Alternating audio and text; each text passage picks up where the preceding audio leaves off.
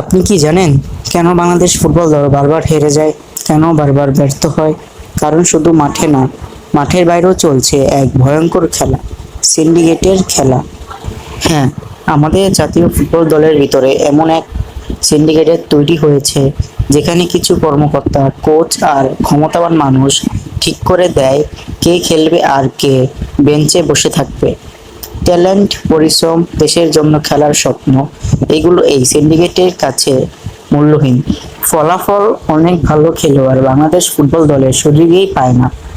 যে খেলোয়াড় মাঠে ভালো খেলে, গোল করে দিতে পারতো, সে এখন মাঠের বাইরে বসে থাকে। আর আমরা আমরা শুধু হারের কষ্ট পাই। এভাবে আর চলতে পারে না। সিন্ডিকেট ভাঙতে হবে।